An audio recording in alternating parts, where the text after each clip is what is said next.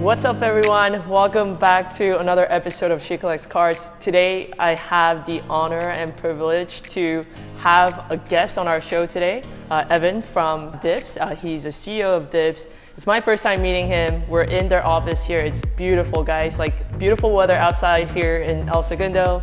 Beautiful office, brand new. I love the look of it. I love the job that your team has done. But welcome, Evan. Yeah, thanks so much for having me. Yeah. I've been a big fan, and so thanks for coming all the way to the office and checking it out. I think you're like one of the first people since we've actually kind of gotten the place done up a little bit. So yeah, no, it's awesome. I can tell like the small touches and of course his beautiful cards. It's amazing. You have to thank Chris and Emily and team. This is not my doing. They've got much better taste than me. Yeah, no, that's awesome. So Evan, maybe just really quickly give us a little bit of a background about you, your maybe even career, how you got started with Dibbs and, your prior companies. So yeah, I appreciate that. Engineer by trade, went to Intel after school.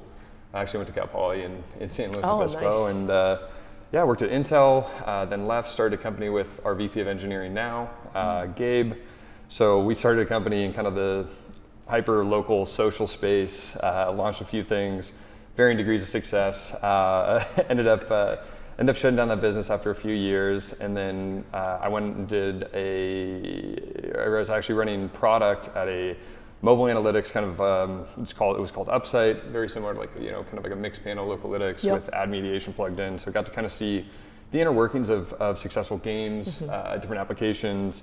Most notably, we had Niantic, Pokemon Go. Nice. I was there for the whole kind of summer of Pokemon amazing. Go, which was wild to see. I was definitely doing this that summer. For sure. The whole office was like running outside every time something interesting was happening. So we had a bunch of different games, and so I started getting involved in the crypto space while I was there.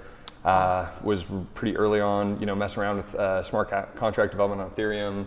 So this was like 2017, before kind of the crypto boom. Caught the bug, was just spending all of my kind of free time doing that stuff. And, and again, I wasn't building like impressive or important dApps. I just like loved the tech, right? I'd gotten into Bitcoin and some of the other kind of like earlier coins, but the smart contract technology and everything else there was really interesting to me. Saw a lot of, different business application concepts that we'd really run with. And so I ended up making the decision I wanted to get into the kind of greater crypto space, but with a focus on, not just fungible tokens, but what could we do with this, smart contract layer. So ended up going to Wax, which you may be familiar with. They did the Tops product launches. So I actually brought Tops in while I was there. And that was actually kind of one of the big genesis moments for what ended up becoming Dibbs, was getting back into cards through being around the card manufacturers and, just being kind of introduced to that space. So got back in, was getting my collection, was starting to trade cards again on eBay. And so you can imagine like living in blockchain land, which is like this purely digital, very like rough and not like, at that point in time wasn't like the greatest IP yet. It was like, on chain, and there was other problems there, right? But seeing the differences, right, and the contrast and the just stark contrast between these kind of, more traditional pack, ship, and sell marketplaces, which were really, really cumbersome, and then kind of this instant, hundreds of trades a day if you wanted to, like you could get all sorts of different things at the tip of your fingers. And so really Dibbs was kind of spun out of seeing, this hobby of mine that I'd, started at 5 or 6 years old. Wow. And then seeing it kind of through a different lens, and then applying a kind of a new technology layer to it. So yeah, I know that's long-winded, but hopefully that helps. That's incredible. And this is my first time hearing this story too. And I think usually for people, it's the other way around. We start physical first, right? Whether it's a returning, back to the hobby or whatever, we start from physical, and then we slowly get into, hey, there's blockchain, there's NFT, there's crypto. But I think you kind of did the reverse, which is interesting. You were so early into the blockchain space, as early as 2017, and then you're kind of like, marrying those two worlds together now with, understanding of both, which is really, really cool. I never thought about that. It is kind of the opposite path that most people take. Yeah, absolutely. Although in a weird way, it did all start with the physical stuff, right, from the get-go, right? Huge Pokemon, huge basketball card collector as a kid. Did you keep any of these? So this is crazy. I was like a massively into, like that was like, when I was growing up on the playground, like that was what we did. Like Pokemon cards, sports cards. We would barter with each other, having absolutely no idea that these things were ultimately going to be worth like $1 million, exactly. first edition Charizards and things. And we were all chasing Ken Griffey, rookie cards and that sort of stuff as well. I mean, that was kind of the heyday of honestly the junk card era, right? I mean, it was, that was when Ken Griffey baseball was flying, that was like the N64 game that we were all running home to play. So anyways, you're right. Yeah, it is interesting. I never thought about it from the digital to physical and the kind of combination of the two, at least professionally. Yeah. That's awesome. So let's switch gears a little bit and go a little bit detail into Dibbs for those who may not have heard about Dibbs yet or have heard about it but haven't tested out personally yet. How would you say, like in maybe 2 sentences, what is Dibbs and what is sort of like your mission in this space right now? Yeah, 2 sentences it's always tough, right? But really at the core, Dibbs is taking physical collectibles, using blockchain technology to fractionalize them and making what we believe to be the easiest and hopefully most fun place to trade physical collectibles in a digital ecosystem. Yeah, no, I think that is a great summary and mission statement. That's awesome. And I think we talked about this a little bit before going into the recording. So there are a couple players in this space, maybe not directly, layering on the blockchain technology, but there are other competitors in the space that, are trying to fractionalize basically this whole card into more affordable ways to own the card for those who want to be on that platform.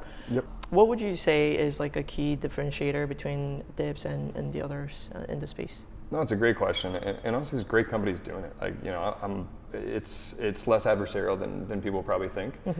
We've taken really different approaches, and I think you can see that across the board, not just from a regulatory and like technology infrastructure level, but I think even from an inventory strategy perspective and kind of the cards that are coming on. But I think if you peel back the onion, right, we really wanted to make this the fastest, most efficient, and most fun way to get into the collectible space.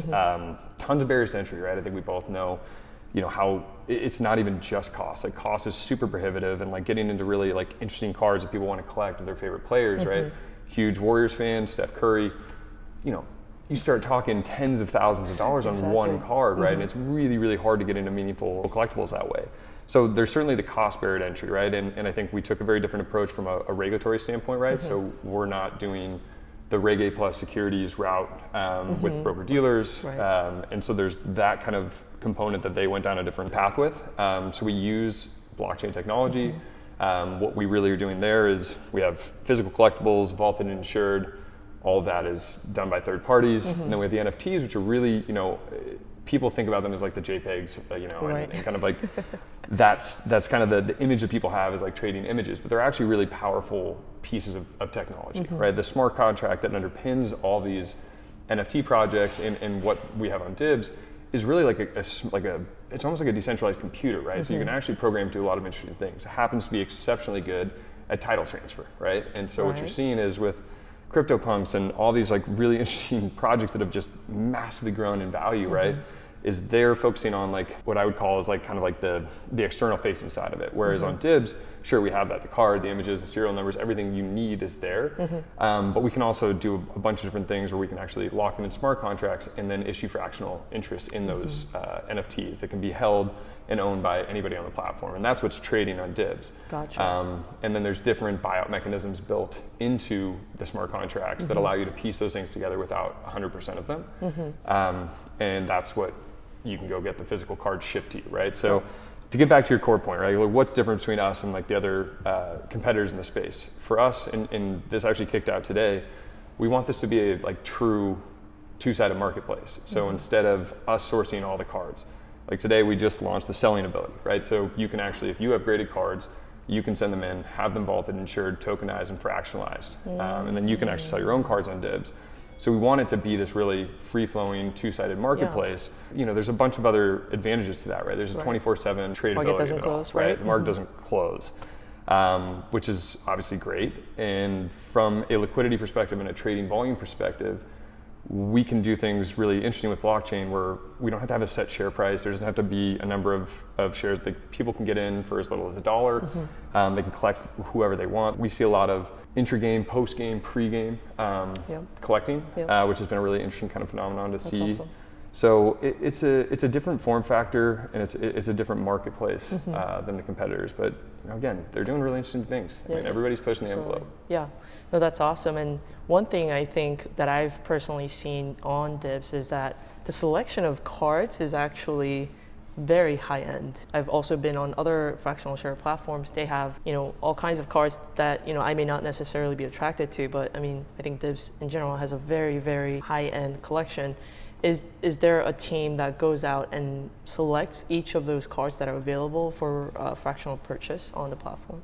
So we do have an inventory team, right? Okay. And I think, if you look at the inventory that's on Dibbs, it's definitely skewed much more so than I would say most auction marketplaces, and definitely most fraction marketplaces, towards high value, modern or active player cards, right? And so, yes, we have an inventory team. I would say, we've tried to make sure that we have the right cards on the platform at the right time, keep things relevant. Certainly with football season, baseball playoffs, the focus is kind of there. But generally speaking, it's a consignment model, right? And so a vast majority of the cards, especially in the beginning that we were getting, were other people's cards, and they're selling them on Dibbs. Gotcha. And we really that's much more of the future we want to be. We don't want to sit here and say, these are the cards that are out, and these are the only things that can be there. Like, people want to collect all sorts of different things, right? Fandom, it really is wild, right? I mean, I think this has been an incredible year for fandom. You're seeing it across the industry. Capital infusion, Fanatics stepping and doing, crazy stuff as well. And I don't know if it's good, bad, or otherwise, but people are really focusing on that because it's such a powerful catalyst, right? For commerce, for community, like all these, it really is it's a good moment for that. That's awesome, Evan. And I guess you're manhandling this business, that's, very revolutionizing in the industry right now, along with your team and your, co-founders. I guess one thing I did want to ask you was, what sort of keeps you up at night these days? What is your top of mind that you really feel, like you have to solve, within a certain time frame for Dibbs to get to the next level? Yeah, so I guess there's kind of twofold. Honestly, I think if you talk to founders, and it doesn't even matter the sector you're in, finding and retaining the best people, right? I think the key to success in anything you're doing, right, is the people you surround yourself with. So, trying to go get the right people and making sure that those people are put in position to actually succeed, right? Where they're creative, talents, whatever they may be, right? That we're actually getting the most out of that, and we're putting that to use in the right direction. So I think my honest CEO point of view, that's definitely the thing that keeps me up at night. Yep.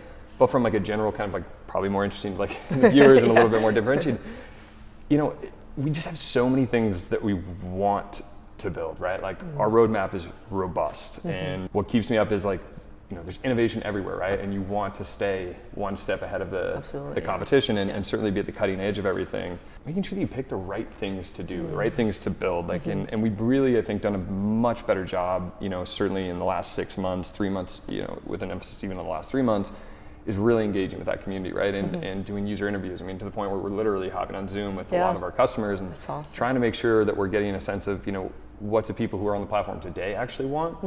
And then also planning for the future, right? I think, when you look at the collectible space, lots of different avenues you can explore, right? But there's an opportunity cost to everything, right? Yep, and absolutely. so, making sure that you make the right decisions on that front, and then finding the right people to keep the ship rocking. Too easy stuff, just so easy. Yeah. It's like calling the market. But that's a very interesting point you brought up that I didn't know. You guys are engaging more closely with the direct users on the platform to get feedback, and especially for a company at this stage, I think that's going to be very, very important, useful feedback. Have you seen a growth in user base as you had expected? Were there things that kind of took place that you totally it was left field? Wow, we were seeing growth in Argentina. What? Didn't know that was going to happen. Things like that happening right now in your user base. Yeah, so different, inflection points, right? I mean, in inflection points, and we can talk about them in both directions, right? The launch was just insane. I think pre-launch, we were a really small team. We're talking somewhere in the 5 to 10 range, and depending on what you'd consider launch, right? Pre-beta, beta period. But I mean, just seeing the amount of waitlist signups and then the influx of users and interest in capital, that was a really it was a fun, exciting, zero sleep period of time. And then it was the kind of phases of it were this explosive growth in the beginning, where everything was people were coming in from left, right, and center. We're only in the US, and at that point we're only on iOS, and now we've kind of opened things up, but we're still US only for legal purposes. But the goal is expanding globally. Gotcha. So there was inflection point there, and then there was kind of this like, oh my gosh, like we have really overloaded ourselves, right? I mean, you know, to be completely honest. And it was a good problem to like have, but definitely need to be solved. We learned a lot, like the months of April, May, June, you know, even to parts of July, I think were like humongous learning, you know, periods of time where it was like, okay, we release this thing, and then all of a sudden like, you actually see how your baby's being, you know, used, and it's this thing you built. And so we've learned a ton, and I think now we have a much more like clear path to inventory strategies, you know, and a much more clear path to growth in some directions, right? And then I mean, even in the last month, I mean, almost doubled our user base in you know a 6 to 8 week period. Wow. So it's growing. That's for sure. Yeah. You want this like incredible growth, but I actually prefer it be somewhat gradual until you hit a certain point, because I know we've learned a lot. We've been able to build out our engineering team, our product team, our community team. I think we're getting a lot better in all those kind of areas. That's awesome. So we feel a lot more confident now with like, okay, we haven't done a ton of traditional, you know, ad spends or marketing. We really haven't spent much at all. And so I think we're kind of at that point in the business where, okay, like we feel a little bit more solidified in the strategy, and now let's go. That's amazing. I mean, with every startup, right, like from what I've seen, you want growth in two things: a growth of users, whether, you know, in a way that you had expected or not, that's to be discussed. But, you know, so you had success, and you are seeing success as we speak on the user side. And, you know, from a third party, you know, just really, you know, being closely tied to Dibbs and like news about Dibbs, you know, we also see that you've had huge successes on the investor side as well, that these keen investors who have been in this space, and, you know, they're probably looking for different, you know, sort of unicorns in the space to invest in, and you've had huge successes in that as well. You know, we know like CP3, some of the bigger, you know, sort of athletes getting involved, Kevin Love, and many other capitals getting involved. Like, just curious, how do those conversations start? Like, did you go to school with like CP3, or were you friends? Are you neighbors with like Kevin Love's like daughter? I mean, I don't know. Like, you know, how do those actually start to happen? Yeah. So I mean, and if anybody watching is in that like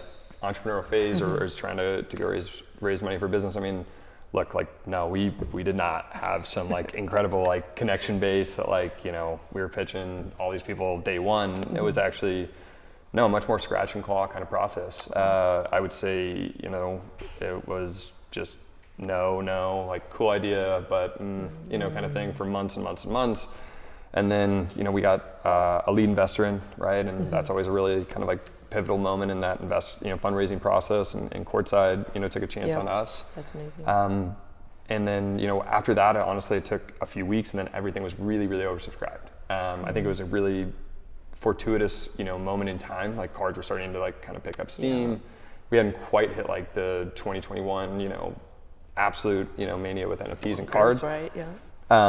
But, you know, it really was a spiral, like kind of web spiral effect, right? So in the beginning, it was like, you know, okay, the answer's no for you, but is there anybody you think might be interested, kind of, you know, stuff. And none of this is like earth-shattering insight, but it really was a network effect where, you know, you build good relationships, you find a few people who believe in the idea, and it really kind of spread and took a lot of time meetings. And that was, you know, the seed round, and then launched the beta application that, you know, had a fair amount of success. And so when we went out to raise our Series A, totally different process.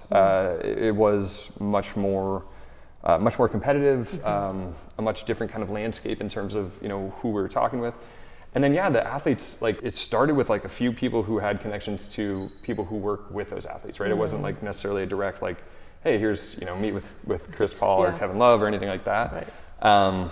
So it kind of like slowly moved into, oh, okay, like this agent, you know, represents, you know, Channing Frye was one of our seed round investors, and him and Kevin are good friends. Awesome. And so Doug Sanders was also an investor in the company, and he represents Channing, but Channing and Kevin, you know, you start to see this like web forms, and the world's pretty small, you know, in terms of sports and sports investments, and it's obviously growing rapidly, but everybody knows everybody to some degree, and we were just super, super fortunate to, you know, be able to align ourselves with those folks. I mean, they've all been great, really easy to work with, and, you know, Skylar Diggins-Smith is in the finals right now, I think. So anyways, that's, you know, that's the longer version of it, but Really, really lucky and fortunate. Yeah, no, I mean, he says lucky and fortunate, but I can't imagine the amount of work and just the late nights you're up, you know, kind of conversing and trying to essentially tell people how amazing the product that you have built is going to be and how much of a revolution it'll be. Yeah, I mean, you know, I know you have a busy day, so we don't want to take up too much of your time.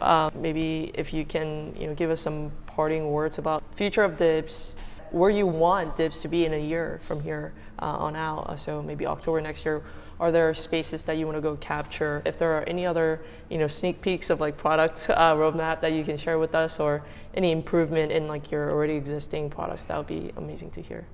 Yeah, you know, look, I think there's probably one or two big announcements that'll be coming out in the next 10 days or so. Maybe. I think it'd be pretty cool news for the space. So I think, you know, stay tuned there, and I'm happy to, you know, as soon as anything comes up there, we're happy to chat. Yeah. And kind of give you the scoop on that again. It'll become more apparent in the next like 2 weeks or so. But honestly, like if I like could envision this time next year, I swear I think it's so tied to the community and like what we're able to build and how we're able to like harness this platform, right? Because if you just have this platform where people can trade cards is one thing, right? Yeah. And that's powerful, but like what I'm starting to realize, and you're starting to see it in different worlds, is we really want to make this like this full kind of market, right? Where people are coming in from both sides, but that we support that with, you know, all sorts of things, having, you know, doing sorts of like content stuff, giveaways, engaging the community in a much different way, and then giving them the ability to engage with each other in a really meaningful way in the application. So I think, you know, from that standpoint, like keeping the community really excited, happy, and cared for is massively, you know, important.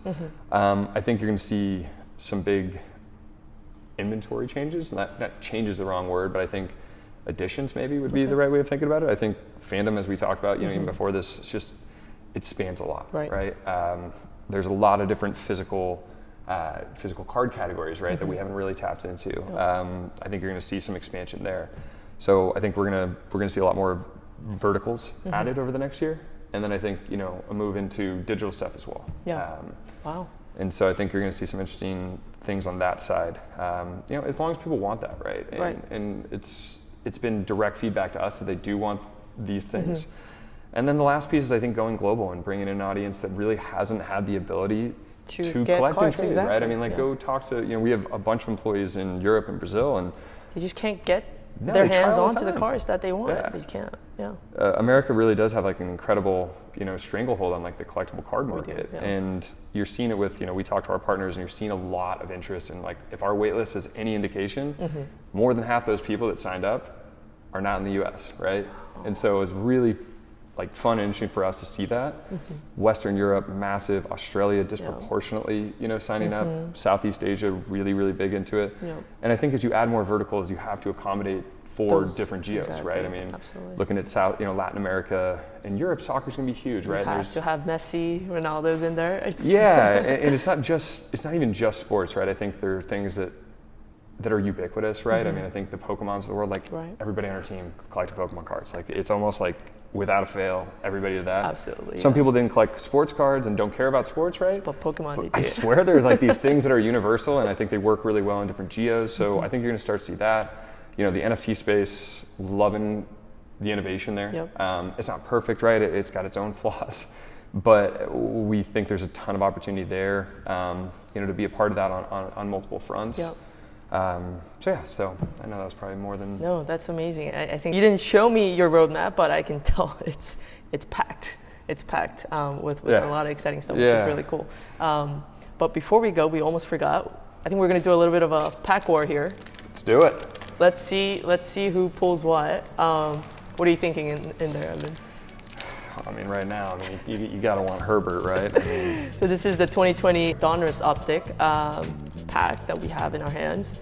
Please leave a comment below, and we'll randomize and do a giveaway here. I'm feeling like Joe Burrow a little bit. I know he's not a, you know, huge favorite right now, but I'm feeling him a little bit. Burrow's the real deal. And we were just talking about college football before this. Oh man, like in college though. I don't know that. Gosh. I mean, other than you got Vince Young, I don't know if I've seen anyone do it an entire season that way. Oopsies. It's not fun being a Texas grad in LA. Let me just say that they hate Oh me. yeah. SC's got a disdain because of that one game. It really did. What you All got? right. What do We you got got? an AJ Green here. All right. Oh, I see something good coming up. Is that a rookie? No, it's not a rookie. Nah, I don't know most of these people. These are all 2020, but we just got a good one. So Oh. somebody's Oh. something here. What? That's not possible. You gave him that pack. Ow, come on. Ah, man, I just said it too. This is not rigged, guys. All right, you go. It's not You go rigged. next. Oh, I already saw the card, Evan. All right, I got Isaiah Coulter, Houston Texan, wide receiver, rookie here. Oh my goodness. Somebody's coming home sure? with a Herbert Elite Series rookies. Oh man, look at that. That's an want insert, this. right? Yeah, I don't know the value on that, but In any case, it's a Herbert card. If somebody's getting it, and that's amazing. Jeez, you need to put that one in a sleeve. put that in a sleeve. I got Grant Delpit, a rookie, red. He's All a right. safety. We got Keyshawn He Vaughn, pulled a Herbert. That's not fair. Tampa Bay Buccaneers. Not necessarily what you're chasing. For your 49er fans out there, George Kittle. Oh, let's go Kittle. Yeah. It's an insert. Dominators.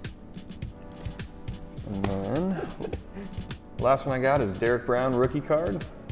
Again, not necessarily a chase, but if you want it, we'll send it. Yeah, for sure. And I got Ben, and I can't say his last name. Roethlisberger. Having a tough year, Pittsburgh but Steelers quarterback. Yeah, tough year. awesome. Thanks, everybody. Thanks everyone for tuning in. Thank you, Evan, you. for having us and letting us just really dig your brain like this. Oh, we appreciate you coming by. And Yeah. It's like one of our first visitors since we've kind of put the furniture in the office. Yeah, so no, it's thank you. amazing. But yeah, so everyone, if you have any questions about Dibbs, feel free to leave them in the comment, and I'll also link a direct link to Dibbs in the description section. Go check them out, give them some love, and see what exciting things they're doing. So we'll catch you on the next one. Bye. That was awesome.